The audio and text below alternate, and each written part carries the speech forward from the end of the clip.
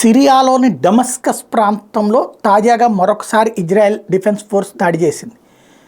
ఆ దాడిలో 2 చనిపోయారు. ఒక భవనం ఉంది, ఆ భవనం మీద చేసిన అటాక్లో చనిపోయారు. దీని వెనకాల ఒక రహస్యం ఉంది. ఇప్పటికీ ఇజ్రాయెల్ చుట్టుపక్కల ఉన్నటువంటి దేశాలు పాలస్తీనా, యెమెన్, లెబనాన్, ఈ 3 దేశాలు కూడా దాదాపుగా ఇరాన్ చెప్పుచేతలోనే నడుస్తున్నాయి. ఆ దేశాల్లో ఇరాన్ ప్రత్యక్షంగా ఆ దేశాలను ఆక్రమించుకోపోయినా ఇరాన్ పెంచి పోషించినటువంటి ఉగ్ర కుక్కలు వాటిని స్వాధీనం చేసుకుని నడిపిస్తున్నాయి. హిజ్బుల్లా లెబనాన్లో, హమాస్ పాలస్తీనాలో, హౌతీ యెమెన్లో నడుపుతున్నాయి.